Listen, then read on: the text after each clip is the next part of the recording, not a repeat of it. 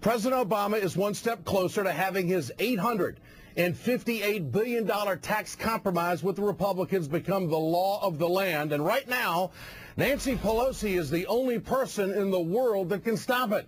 Now, earlier today, the Senate voted overwhelmingly to pass this package by a vote of 81 to 19. Remember that number, 81. Only 13 Democrats, 5 Republicans, and Bernie Sanders voted no.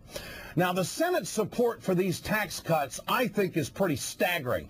Let me show you this. Compare it to this. In 2001, the Bush tax cuts passed the Senate by a vote of 58 to 33. And in 2003, the second round of these tax cuts passed 51 to 50. That, of course, is when Dick Cheney broke the tie. It's kind of funny, isn't it? I mean, this means that President Obama did a better job of selling the Bush tax cuts than President Bush ever did. Well, now the president has to sell the compromise in the House, but he's convinced today's vote is a win for the middle class.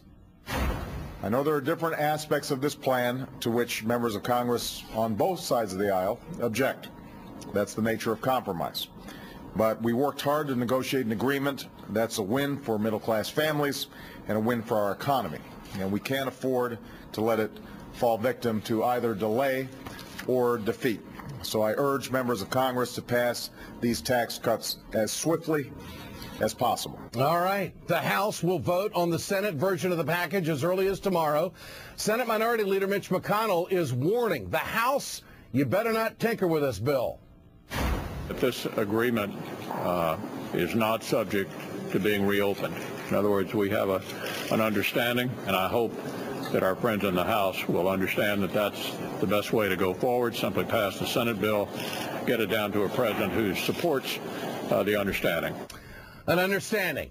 Well, it's a or leave it mentality that the Senate has with this bill has got a lot of folks over in the House angrier than ever. House Democrats want to change the inheritance tax giveaway the Republicans got in this bill. But according to McConnell, you just heard him, no way. Now, by law, the estate tax would go back to $1 million tax-free and the balance taxed at 55%. Now, the Republican compromise, well, it takes it up to $5 million.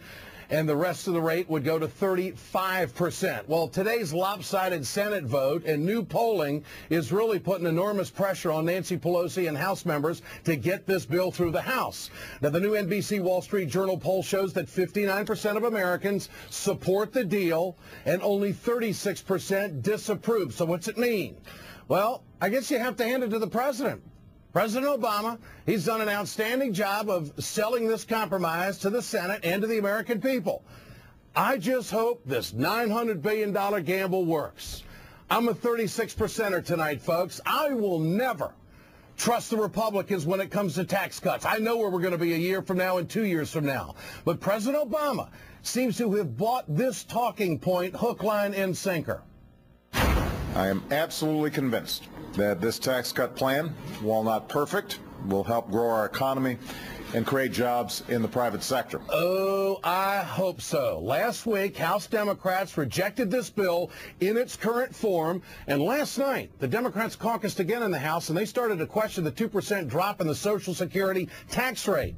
So the bottom line here is the Senate package is designed to stick it to the House Democrats. Congressman Grayson put it this way. Frankly, we are getting the bum rush. That's what this is. This is a bill that spends $1 trillion. That's $3,000 for every man, woman, and child in this country. A couple weeks ago, I bought a big screen TV for $1,500. It's my first one in about 5 years.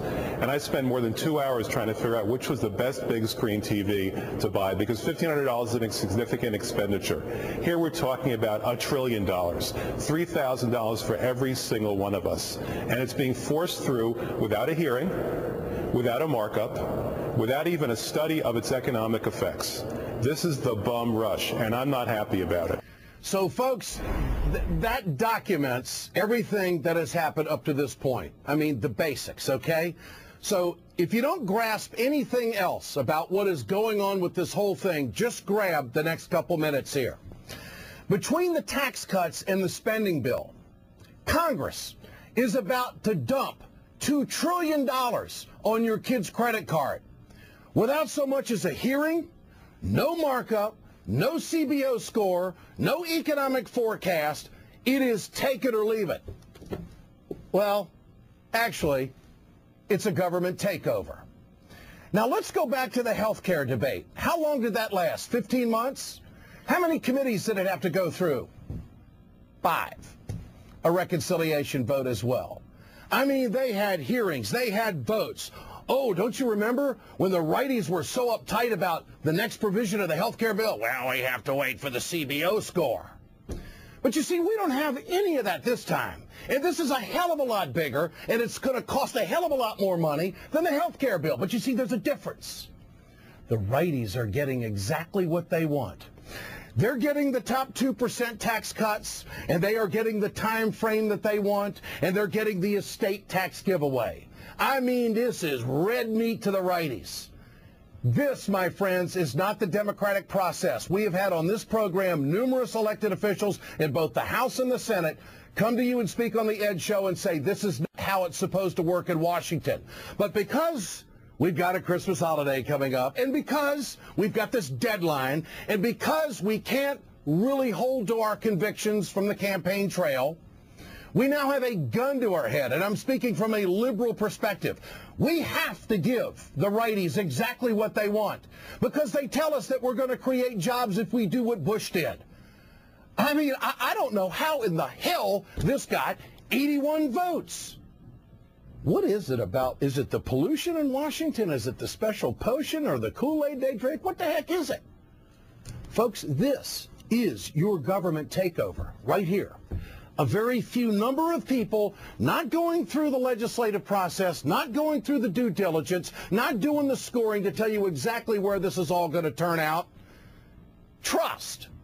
You know, it's that old trust, but verify.